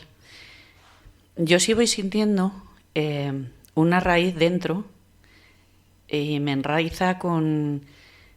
No sé, es como también la noción de... Yo defiendo el inconsciente colectivo y también como los ancestros, ¿no? O sea, yo creo que como humanos y como descendentes de una línea, un algo, pues ahí como que se te va haciendo un poquito más presente. Y luego cosas más mundanas, por supuesto, la familia, y cosas mundanas, de unos años a esta parte, de hace bastantes, me tira la tierra. Pero la tierra hasta como concepto, no sé. Y tú decías, Lucía, que no, pero el otro día lo dijiste y me pareció muy bonito, y tiene que ver con lo que hablamos del territorio, que más que tu familia era tu barrio. Y es lo que le pasa a la gente cuando se tiene que ir de su barrio. Eso es el desarraigo. Para mí, mi raíz, como si me dijeran, ¿dónde está tu arraigo? Yo diría, en mi barrio. De hecho, bueno, ya sabéis que hice mucho drama porque me fui a vivir a 10 minutos de mi barrio, ¿no? Porque es que es el conjunto de toda mi gente, ¿no? Pero bueno, tengo que terminar de, supongo, matizar mi respuesta. Lo que está claro es que las personas muchas veces son hogar. Eso desde luego. Yo tengo muy claro que mi raíz, mi hogar, no está en un sitio, está en la gente, ¿no? En mi gente. Y bueno, vamos a seguir. Todo ese tema del arraigo nos lo propuso una oyente, Ali Madrid, que nos mandó la siguiente reflexión / consejo a través de nuestro correo electrónico. El consejo es que necesitamos volver a comer local y de temporada para reconectar con la ciclicidad de las estaciones. Os leo el correo. El arraigo al territorio es mucho más que una relación física con el espacio donde vivimos. Es una conexión profunda con los ritmos de la naturaleza, la energía de los lugares y los espíritus que los habitan. Tradicionalmente, el consumo de alimentos locales y de temporada era una manera de conectar, era una manera concreta de mantener este vínculo. Al alimentarnos de lo que la tierra nos ofrece en cada estación, nos sincronizamos con los ciclos naturales, tomamos conciencia del paso del tiempo y nos hacemos presentes en nuestro entorno. Cada fruto o planta no es solo alimento, sino un vehículo de la energía del lugar, portador de su historia y de las presencias invisibles que lo habitan. En muchas culturas animistas y tradiciones espirituales se reconoce que ciertos lugares poseen espíritus del territorio o guardianes que protegen la naturaleza. Consumir o usar productos del entorno de manera consciente es también una forma de respetar estas presencias, estableciendo un lazo de reciprocidad con el territorio y manteniendo la armonía con sus guardianes invisibles. Hoy en día, la globalización y el acceso a alimentos y productos fuera de temporada han debilitado esta relación. Comer sin percibir los ciclos naturales ha hecho que se pierda la conexión con la naturaleza, con la energía de la tierra y con los espíritus del territorio. Recuperar la alimentación local es, por tanto, reafirmar nuestro vínculo con la naturaleza, haciéndonos más conscientes del mundo que habitamos. ¿Qué os parece, chicas? Pues una auténtica belleza. Gracias, Ali, por este regalo que nos has hecho. Me llamó la atención porque sí es un tema que nos gustaría tratar en otra conversación junto a la hoguera, en otra charla junto a la hoguera, porque en concreto tú, Morgan, has estado dándole muchas vueltas a este tema de volver a la tierra. Sí. Lo podemos dejar para esa ocasión. Y nada, yo creo que más allá de si creemos o no creemos en estos espíritus del territorio, etcétera, es una realidad que reconectar con las estaciones, con la comida local y de temporada, o por lo menos de temporada, nos ayuda, ¿no?, a vivir nuestra vida de una forma más cíclica y por lo tanto con más contenido, ¿no? Sí, sin duda. Además es la vuelta a lo que ha sido siempre, durante siglos y siglos. Y lo que decíamos antes de que las religiones al final han santificado a su estilo cosas que ya existían, todas las culturas humanas han festejado los ciclos de nuestro planeta, de la Tierra y todo. Sí, yo aquí hay una cosa súper interesante que no sé si habéis leído alguna vez por ahí, y es que las festividades, ¿no?, las épocas del año, digamos, todo lo que nos permita ubicar espacio-temporalmente en la memoria, los recuerdos, llenan de contenido nuestra vida. Cuando comemos lo mismo todo el año, se produce, otra vez, lo siento mucho, una uniformización de nuestros recuerdos en los que nos parece que el tiempo está más vacío. No sé si... Sí. Es que las fechas señaladas tienen esa misión, yo creo, sí. Sí, son como hitos, entonces tú puedes decir, este evento sucedió cerca de Santa Lucía porque comimos esta cosa, ¿qué tal? O, por lo menos y como mínimo, este evento tuvo lugar en otoño porque comimos castañas. En concreto las castañas son una cosa que sigue siendo muy estacional, pero realmente ensalada de tomate comemos todo el año, ya no es una cosa que el cuerpo te dice verano. Sí. También están los invernaderos, que producen 4... Yo tengo una... como voy uniendo temas, tengo un... Bueno, se llaman prosas apátridas, pero son... es un poema que va de casas y arraigos, de Julio Ramón Ribeiro. Es necesario dotar a todo niño de una casa, un lugar que, aún perdido, pueda más tarde servirle de refugio y recorrer con la imaginación buscando su alcoba, sus juegos, sus fantasmas. Una casa. Ya sé que se deja, se destruye, se pierde, se vende, se abandona. Pero al niño hay que dársela porque no olvidará nada de ella. Nada será desperdicio. Su memoria conservará el color de sus muros, el aire de sus ventanas, las manchas del cielo raso y hasta la figura escondida en las venas de mármol de la chimenea. Ellos no estaban en el bosque, ellos eran el bosque, una parte de él. Las chozas que construían eran temporales, como nidos. Su verdadero hogar era la red de ramas, la tierra. El nombre del mundo es Bosque, de Úrsula K. Le Guin. Y ahora, por último, nuestra sección Susurros de tinta, con la que queremos acompañaros durante varios minutos. Así que coged agua, una mantita y cerrad los ojos y preparaos para adentraros en un mundo de fantasía. Un agujero en la tierra, por L.G. Morgan. Mi padre no era un mal hombre, es solo que siempre tuvo mala suerte. No jugaba demasiado a menudo, no bebía más que la mayoría, jamás nos levantó la mano, ni a mi madre ni a ninguna de nosotras. Fue solo que no había nunca mucho trabajo, que él no era muy fuerte ni excesivamente listo, que se dejaba engañar con facilidad. Mi madre era una mujer abatida. Tenía agallas de sobra y la inteligencia que le faltaba a su marido, pero había decidido someter su coraje, no sobresalir en modo alguno, andar por el camino recto. Mi padre la había rescatado de un burdel junto al río cuando tenía 17 años y se juró a sí misma que se convertiría en la más honesta y discreta de las mujeres. Supongo que pensó en ese momento que era un precio aceptable por la ineludible redención. En cuanto a mí, Luan, era una jovencita de casi 14 años que debería haber estado ocupada en bailes y vestidos bonitos, o en conocer al muchacho adecuado que hiciera de ella una madre abnegada y amante por el resto de sus días. Pero en lugar de ello, bastante tenía con preocuparme por lo que comeríamos aquel día, o preguntarme si podría conseguir un pedazo de tela en la tienda de la señora Meyer, donde ayudaba por las mañanas, para que mamá cosiera un nuevo delantal de faena o echara otra pieza más a alguno de sus ajados vestidos. Después estaba mi hermana May, 2 años menor, una niña silenciosa de grandes ojos grises, desde los que se asomaba siempre asustada al mundo hostil que era el nuestro, y la pequeña Jenny, que acababa de cumplir los 9. Supongo que hubiera sido bonita de no estar siempre tan flaca. Tenían unas piernas que parecían de alambre y una hermosa mata de pelo que el sol había hecho palidecer aún más desde su rubio natural. Era casi tan callada como May, pero nunca parecía asustada.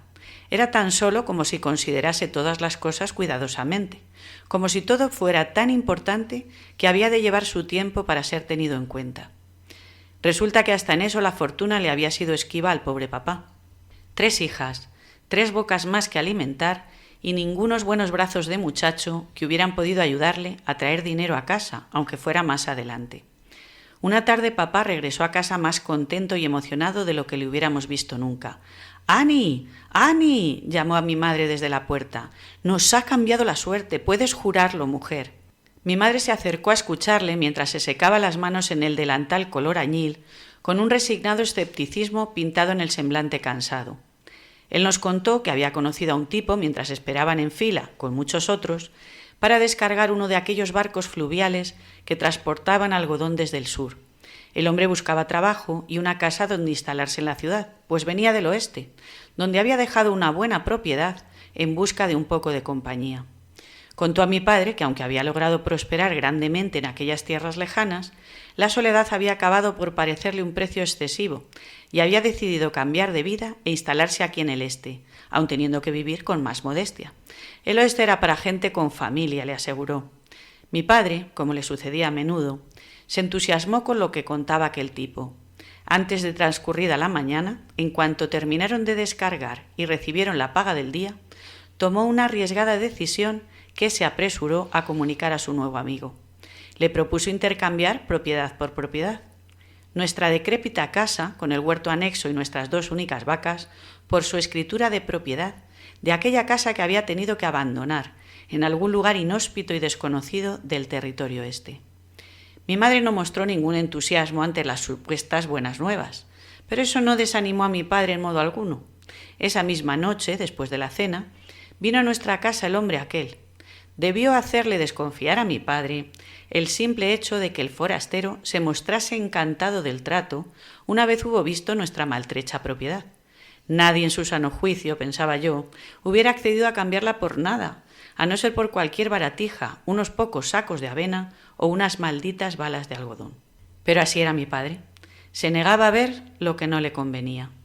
Tan solo un par de semanas después partíamos hacia el oeste, como parte de una caravana en la que mi padre había comprado con esfuerzo el derecho de inclusión.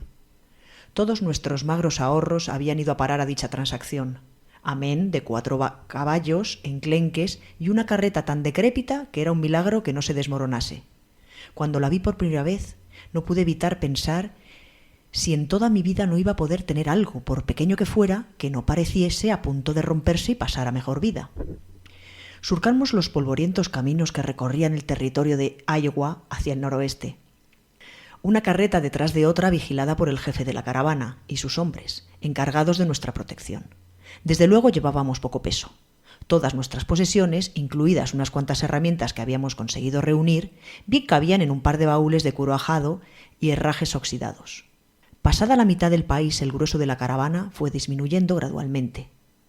Los que habían sido nuestros compañeros de viaje fueron despidiéndose uno tras otro en dirección a sus respectivas haciendas, desparramándose por tierras de Nebraska como afluentes de un río surcando la tierra reseca. Cuando llegó al fin nuestro turno, pasada la frontera de Wyoming, estábamos más que hartos de viajar y deambular de un lado a otro como viejas maletas perdidas que nadie reclama. Dijimos adiós a los que quedaban, sin el más mínimo pesar, y cubrimos las pocas millas que, según el mapa, faltaban hasta la tierra de promisión, en palabras de mi padre. Fue a menos de una jornada de allí cuando a mi padre le mordió una serpiente. Había bajado de la carreta con intención de mirar una de las ruedas, que chirriaba de manera molesta como si arrastrase alguna cosa. Se agachó junto al carromato y palpó la madera para ver cuál era el problema. Fue entonces cuando la culebra, apareciendo de improviso desde quién sabe dónde, le inyectó su veneno en la muñeca dejándole 2 claros orificios amoratados. Mi padre se apartó con un grito y la serpiente, una cascabel, imaginaríamos más tarde, siguió su camino sinuoso y se perdió en unos matorrales. Ninguno supimos qué hacer. Hasta ese momento no habíamos tenido que lidiar con ninguna fuerza de la naturaleza, por inofensiva o modesta que fuera. Aquel incidente no hacía sino demostrar lo poco preparados que estábamos para la vida que mi padre había elegido para todos. Le ayudamos a subir a la carreta como pudimos, y mi madre condujo las siguientes millas rezando entre dientes todo lo que sabía, y sin conocer remedio ninguno para paliar el sufrimiento de su esposo, que se retorcía de dolor y empeoraba a ojos vista.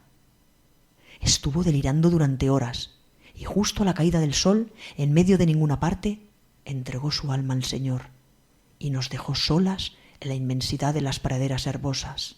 Era el sino habitual de mi padre, que actuaba de nuevo sobre él. No había de ver cumplirse ningún sueño, ni siquiera este. Un estúpido accidente, otro guiño maléfico del destino, lo apartaría por última vez del camino que se había trazado. Aquella noche la pasamos al raso, el cadáver de mi padre en la carreta, nosotras 4 apretujadas bajo ella, sin lágrimas, sin palabras, también sin consuelo y sin esperanzas, aferrándonos a la única luz que era la del pequeño farol de queroseno, una llama exigua que no nos atrevimos a apagar hasta que asomaron las primeras luces y se hizo de día. Entonces, de algún modo, reunimos el valor para continuar. Durante 2 horas más, nuestra madre guió los caballos por aquella tierra agreste e inabarcable que tenía montañas azuladas como telón de fondo. Nos encaramamos sobre una loma de suave pendiente y fuimos a toparnos casi de bruces con una cerca de madera que se extendía a un lado y al otro cientos de yardas hasta perderse de vista. Esa fue nuestra llegada al hogar. Y aunque parezca difícil de creer, con ello nuestra desesperanza fue aún mayor. Según las escrituras de propiedad que obraban en nuestro poder, nos pertenecían un total de 200 acres de buena tierra libre de cargas. Contemplando desde mi asiento en el carromato la desolación que nos rodeaba, no me sentía capaz de imaginar siquiera de qué podían servirnos, ni aunque hubieran sido 500. Al menos si eran igual de secos y yermos que los que veíamos en esos momentos. Cogidas de las faldas de mi madre, bajamos del carro y empujamos la puerta de la verja, que se abrió con un enmohecido gemido, golpeando sobre los listones de madera blanqueados por el sol.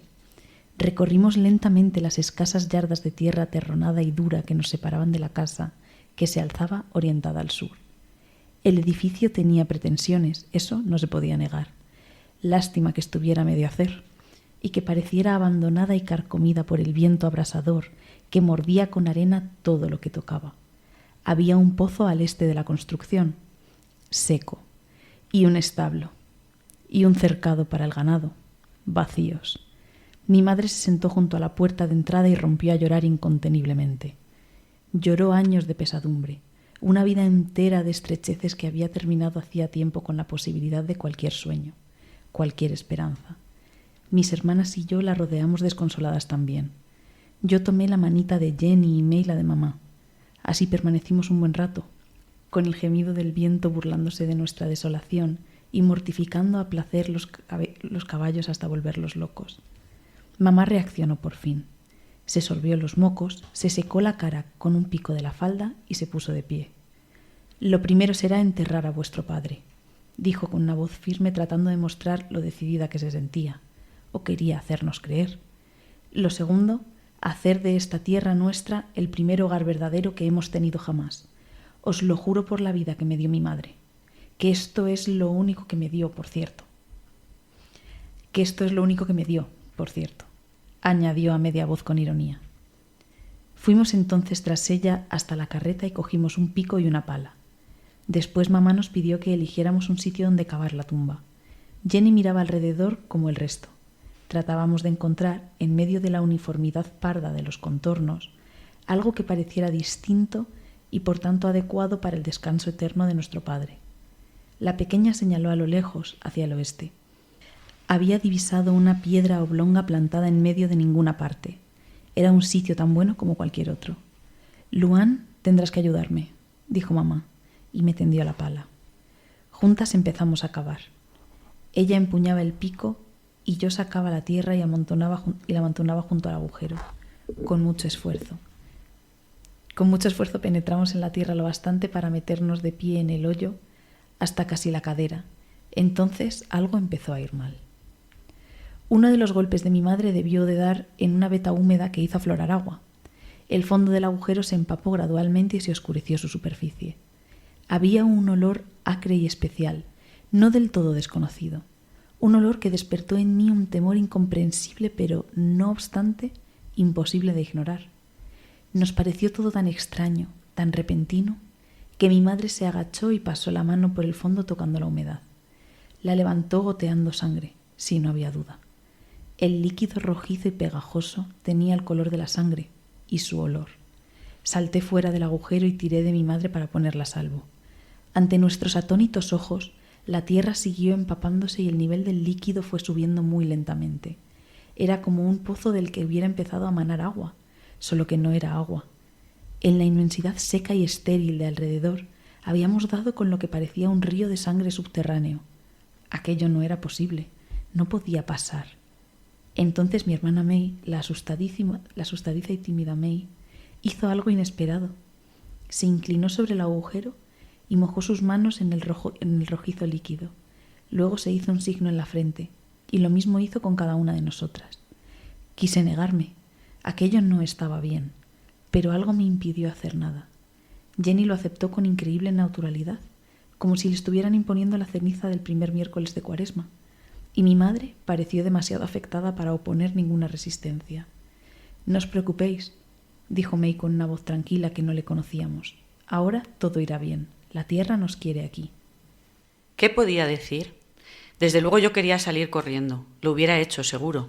Quería gritarles que despertaran, que aquello sí era para preocuparse, que era una abominación. Pero no dije nada de todo eso. Seguí dócilmente a mis hermanas cuando nos indicaron otro sitio cercano donde cavar, y luego ayudé a mamá a conducir la carreta con el cadáver de mi padre, y envolvimos su cuerpo con las cortinas casi nuevas que mamá había rescatado de la venta. Le dimos sepultura de cara al este, para que su alma viera siempre salir el sol. Luego mi madre recitó un poema que servía, dijo, de oración, y sin más lágrimas nos despedimos y caminamos despacio hacia la casa, a empezar a construir ese hogar que nos había prometido mi madre. Llovió durante 3 días, pero fue una lluvia amable, de las que dan la vida. Las gotas relucientes se deslizaban casi por el aire, finas como agujas de pino, tibias como agua soleada. La tierra se las bebía como un amante extasiado nutriéndose de besos. El aire tenía un olor húmedo que prometía prosperidad. El agujero en la tierra se llenó por completo y comenzó a desbordarse, hasta alcanzar la base de la piedra que habíamos encontrado el primer día. Y paró. Un charco rojo, brillante y ovalado, se extendió para siempre desde la piedra negra hasta el límite exterior del agujero que habíamos cavado, como un estanque pequeño o como una herida abierta en el corazón de la tierra. Durante esos días de lluvia, llegué a convertir en costumbre acercarme hasta la piedra varias veces al día, como si algo me obligase a ello. Para medir el nivel que alcanzaba la sangre, me decía yo, o para saber si dejaba de manar.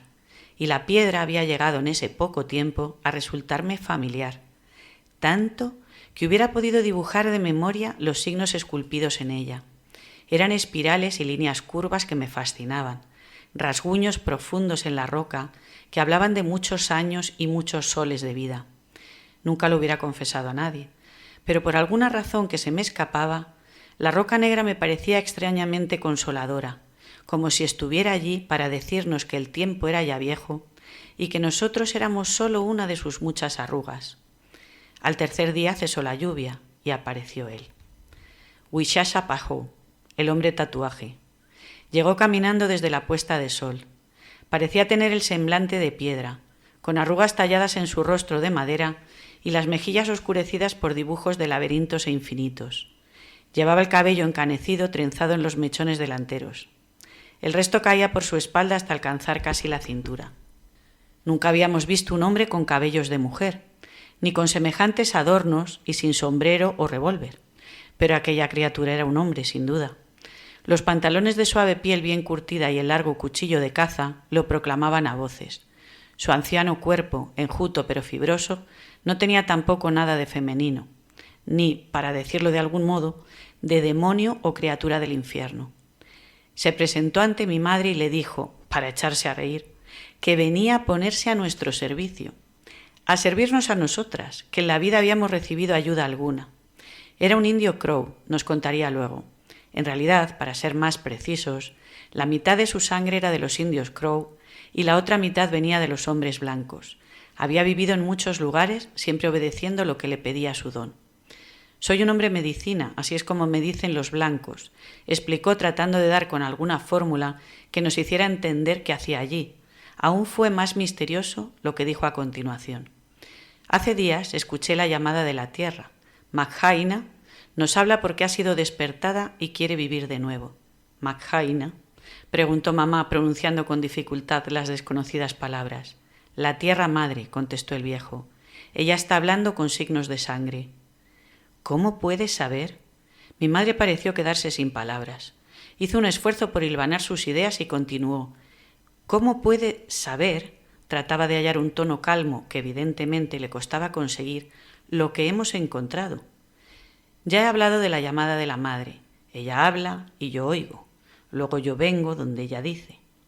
¿Quiere decir que ella le ha dicho que debía venir aquí?» En ese punto, Wichasa Pajó pareció un poco exasperado, tan solo un poco. Él era un hombre paciente. Para él todo estaba perfectamente claro, así que le costaba entender nuestro asombro y nuestras dudas. ¿Es que acaso el hombre blanco no comprendía nada? «Debemos ir a ofrecerle agradecimiento a la madre», contestó al fin, dándole a sus palabras la inflexión paciente que emplearía con un niño pequeño. «Ahora», añadió tajante. Y sin más explicaciones nos guió entonces hasta la piedra de los dibujos. «Este es el lugar», dijo con reverencia mientras contemplaba la negra piedra. «Walchang Inyan, la roca...» «¿Cómo te salga?» «Walchang Inyan, la roca sagrada, así lo dice». Entonces se despojó de su chaqueta y contemplamos con asombro todos los tatuajes que cubrían su torso. Tenía un cuerpo en lo alto de la espalda, con las alas abiertas cubriendo sus hombros y el largo pico apuntando a la oreja derecha, sobresaliendo bajo la cascada que era su cabello. A los pies del cuervo empezaba una especie de remolino, una serie de círculos concéntricos que se torcían en ondas fluidas como si los agitara el viento. Sobre el pecho tenía más espirales y figuras curvas, muy parecidos a los signos que ya había advertido sobre la piedra erguida, y que, en forma más sencilla, estaban dibujados sobre sus mejillas. Y una figura grande, extraña, que parecían dos hachas unidas por la espalda. Nuestro hombre tatuaje entonó delante del agujero de sangre un cántico rítmico y adormecedor que acompañaba con un movimiento continuo, meciéndose adelante y atrás, hasta que se sumió en una especie de trance en el que miraba sin ver y parecía no percibir sino sobre solo algo que estaba fuera de nuestro alcance. Luego el agujero en el suelo empezó a borbotear. Hasta el momento la emanación había sido muy lenta y gradual, pero entonces pareció cobrar vida, como una hemorragia brutal e incontenible. Wichasa Pajó siguió con sus cantos y sus rezos, mientras nosotras contemplábamos sus actos en silencio, boquiabiertas. Cuando al cabo de un rato se quedó quieto y dejó de canturrear, mi madre se atrevió a preguntarle con un hilo de voz: «¿Qué es toda esa sangre? Porque es sangre, ¿verdad?» «Es la sangre de los hijos de la tierra», contestó él pausadamente. «De todos los que han sido arrebatados por la muerte antes de tiempo, o con violencia e injusticia, o sin devolver a la madre bien por bien, alimento por alimento. Ella la da para nutrirnos». «No querrá decir que tenemos que tomarla», interrumpió mi madre horrorizada. «Es para nutrir nuestro espíritu», la tranquilizó. «La fuerza del Nanji, del alma, Magha, la tierra, se manifiesta aquí para que sepamos que es un lugar de alimento. Y os habla a vosotras, mujeres, para que seáis mensajeras de la madre y cuidéis de su santuario, porque vendrán de otras partes a compartir los dones de la diosa y... ¿Pero cómo puedes hablar con tanta certeza de esas cosas?, pregunté, incapaz de contenerme, interrumpiendo de ese modo aquel torrente de misterios que no podíamos digerir. Lo sabes por ser indio. ¿Es eso? ¿Es la iglesia de tu pueblo la que te dice esas cosas? ¿Es lo que creéis? Una sonrisa lenta iluminó entonces sus facciones oscuras, y fue como ver salir el sol tras un cielo nublado y sombrío. Nos miró con calma, sopesándonos, evaluando nuestras posibilidades.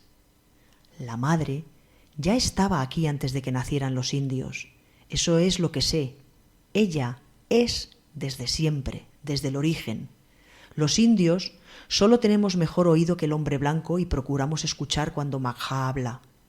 Vosotras aprenderéis a escuchar también. Y dicho esto, nos condujo de nuevo hacia la casa. Al parecer, los momentos sagrados e incógnitos habían tocado a su fin, por un tiempo. Todo siguió cambiando sin cesar a partir de entonces. Fue como si la emanación de la tierra se extendiera por doquier y fuera cubriendo o contaminando todo, apropiándose de cualquier cosa a su alcance, hasta de los seres humanos. Y en todos los casos fue para bien. O eso quería pensar yo. Mi mundo estallaba y me colmaba de asombro. Todos parecían saber exactamente qué tenían que hacer y cómo ocuparse de ello, como si recibieran instrucciones precisas o hubieran adquirido de repente una sabiduría infusa e infinita. Mi madre se levantó al día siguiente como si un nuevo ser se hubiera abierto paso en ella. Vestía los otros pantalones que tenía mi padre, los únicos junto a aquellos con los que le habíamos enterrado. Tenía una mirada directa y franca que no solía lucir a menudo, y la cabeza más erguida de lo normal. Recuerdo que pensé que se habían terminado para ella los tiempos de pedir perdón o solicitar permiso, que su vida y la nuestra serían solo lo que quisiéramos que fueran a partir de entonces. Lo primero que hizo esa misma mañana, que parecía nueva y radiante como si fuera recién estrenada, fue delimitar con nuestra ayuda un extenso terreno tras la casa donde tenía intención de plantar un huerto. Dicho solar suministraría con el tiempo gran parte de nuestra alimentación. Lo hizo con incomprensible seguridad, siguiendo una intuición misteriosa que le decía cómo conducirse. Mi madre no volvería a ser nunca más la dulce y discreta Annie de otros tiempos. Se convirtió sin aparente esfuerzo en la señora Maci, o la señora patrona, como siempre la llamaron los hombres de la hacienda. En cuanto a Wichasa, también gozaba de esa aparente dirección invisible que le mostraba el camino a seguir. May y Jenny buscarán agua, dijo ese mismo primer día, mirándolas como si viera algo en ellas que nadie más podía apreciar. Pensé en lo absurdo de su petición. ¿Es que acaso le parecía tarea fácil creer que mis dos hermanas pequeñas, que sabían tanto de tierras y naturaleza como de los nombres de estrellas lejanas, dieran en medio de tantos acres secos con la tierra baldía con un pozo secreto? ¿Qué estaría esperando? Por supuesto, que lo señalaran tan solo para brotar mansamente de la tierra y cubrir nuestras necesidades. Era cosa de locos. Pues por increíble que sea, acertó de pleno. El nuevo pozo se abrió al norte de la casa. Luego nos organizó para reparar el establo, y él levantó un cercado nuevo mucho mayor que el que había antes. Macá traerá caballos, dijo como toda explicación. Debemos preparar la casa para ellos. Tenemos poco tiempo. Él siempre hablaba como si la tierra fuera un ser vivo y razonable, omnisciente, que se comunicaba claramente con nosotros los seres humanos si sabíamos escucharla. Era su manera de pensar, pero entonces yo no estaba todavía acostumbrada a sus extrañas creencias y sus palabras despertaban en mí una especie de intranquilidad. Era la zozobra del que ve tambalearse los cimientos conocidos de su mundo antes de ser reemplazados por otros nuevos. Mis hermanas también se comportaban según las nuevas influencias. Pronto quedó claro que lo del agua había sido solo el comienzo. En algunos aspectos yo las encontraba igual que siempre, pero en otros me parecían algunas veces auténticas lunáticas desconocidas. No era extraño verlas juntas recorriendo la finca en desempeño de alguna misión misteriosa que solo ellas conocían, o explorando alejados lugares y trayendo a casa plantas y criaturas de las más diversas. Nos acostumbramos a oír cosas tales como «Macaína quiere árboles», «vendrán lluvias muy fuertes», o bien «habrá sequía durante el año», «habrá que adelantar la siembra», «tal o cual lugar es apropiado para tal o cual cosa». Siempre habría de ser así con ellas. Vaticinarían catástrofes o anticiparían prodigios. anunciarían a lo largo de los años nacimientos, bodas, accidentes o decesos con una naturalidad que pasmaba a cuantos la rodeábamos. En cualquier otro lugar más poblado, en cualquier ciudad o cualquier tierra menos salvaje y libre que aquella que hicimos nuestra, habrían acabado encerradas sin remedio como locas de atar. Huichasa Pajó se marchó una semana después de su llegada. Regresó unos cuantos días más tarde, acompañado de 3 hombres más. 2 mestizos como él y un chino con larga coleta, que había escapado del trabajo de esclavos que era el tendido del ferrocarril. Con su ayuda, reparó y amplió la casa, y con el permiso de mi madre, levantó unos cuantos edificios más, viviendas para los hombres y una casa para sanar, como él la llamaba, con un cuarto sin ventanas de forma circular, pero con un agujero en el techo para dejar salir el humo. Era la habitación de sudar.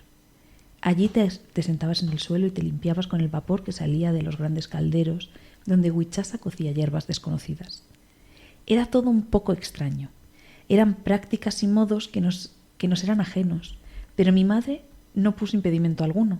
No conozco el motivo, pero tanto ella como nosotras confiábamos en nuestro hombre medicina tan ciegamente que nunca se nos ocurrió dudar de ninguna de sus razones. Y entonces un día llegaron los caballos. Una enorme manada de mustangs acudió hacia nosotros, un don más de la tierra que aprendimos a cuidar y que fue nuestro trabajo y fuente de orgullo, y también de cierta riqueza futura. Y luego otro día llegaron los enfermos, animales que se arrastraban hasta la Huacayán para morir al borde del agujero de la sangre, como si quisieran dejar su último aliento en las mismas entrañas de la madre y convertirse así en parte de su esencia y en el sustento del mundo. Y otros que solo parecían venir hasta la roca para sanar. Yo contemplaba extasiada, sin ningún temor, cómo algún puma herido, o una serpiente, o un águila incluso, se acercaban al agujero de la tierra y tras pasar un tiempo que variaba de una vez a otra junto a la tierra roja de sangre, se marchaban caminando o volando o reptando, como si hubieran vuelto a la vida. También empezaron a venir las personas. Primero fue una familia india. El hombre parecía un guerrero, con pinturas en la cara y un tocado de plumas que Pajó dijo eran de dignidad y valor. La mujer era joven y bonita, y tenía dibujos en la cara. Traían un niño enfermo en brazos de unos 4 años. Se sentaron junto a nuestro lugar sagrado y le pidieron al hombre medicina que cantase para ellos. Yo entendía a esas alturas un poco de la lengua lakota que hablaba Huichasa. Él se las arreglaba sin que yo lograra averiguar cómo, para encontrarse conmigo siempre que iba a la roca. Me contaba cosas, me enseñaba lo que sabía de la vida, que era mucho, puedo asegurarlo, y me decía que yo era una gran sanadora y que debía escuchar a Maghaina y abrir mi corazón y mi mente a mi don. Si bien yo no creía nada de esto, me gustaba oírle. Huichasa Pajó era el padre o el abuelo, el hombre que yo hubiera querido en mi casa y en mi infancia. Daba igual que no fuera verdad lo de la madre o lo de mi don. Podía jugar a creerme aquello. Podía fingir lo que él quisiera si eso le hacía feliz. Él me había enseñado los cantos de curación y me había explicado con qué madera se tenía que encender el fuego y las hierbas que eran buenas para cada caso.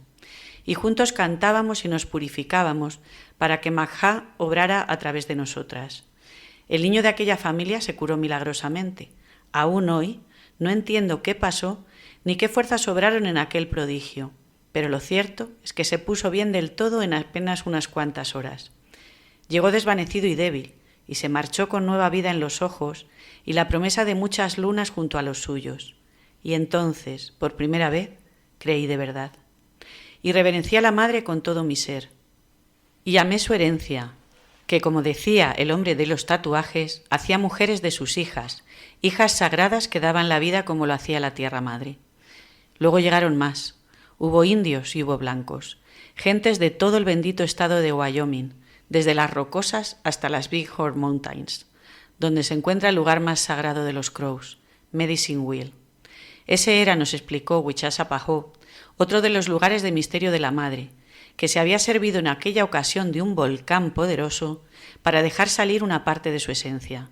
Allí se había creado ese círculo de la medicina, un lugar de alma y misterio como el nuestro. Y también acudieron desde el este. Vinieron desde las grandes llanuras que antaño fueron terreno de caza de los lakotas, y desde fronteras lejanas peregrinaron en busca de una vida mejor. Huipajó, como le llamaba Jenny, que todo lo acortaba, Anunció que un día no muy lejano veríamos la desaparición de todos los indios, empujados al oeste y al sur, y se olvidarían los lugares sagrados. El hombre blanco no escucha, nos recordaba. No quiere oír a la madre, pues prefiere negarle su poder y tratar de escapar a su obligación de cuidarla y obedecerla. El hombre blanco borrará lo que no comprenda y esparcirá el olvido sobre el hogar de la madre. Por eso Makhaina ha querido hablar aquí otra vez, porque sus mujeres sí quieren oír. Dice, yo enseño, y ellas escuchan. Waka Ninjan y el agujero en la tierra seguirán aquí para nutrir a los hijos. Así se vivía lo más extraño en nuestro rancho. Así se tomaban por normales los sucesos más extraordinarios.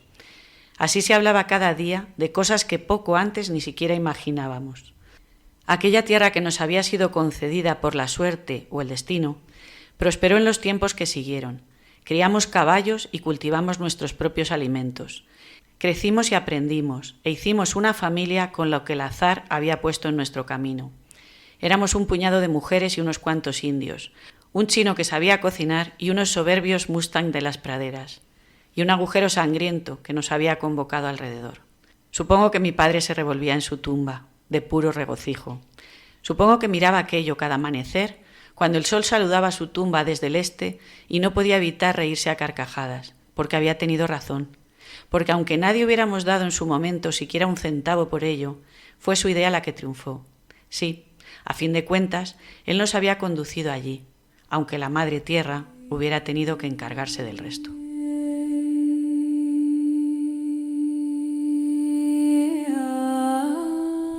Bueno, chicas, pues ahora ya viene la despedida. Ya sabemos que os gusta mucho, pero siempre me gusta dar un consejo final. Que el privilegio no te nuble la empatía. Bueno, pues chicas, ya podéis abrir los ojos y regresar a la realidad cotidiana, aunque seguramente, y eso es lo que nos gustaría, un poco más enriquecida. Y esto habrá sido todo por hoy. Nos volveremos a encontrar en la próxima hoguera.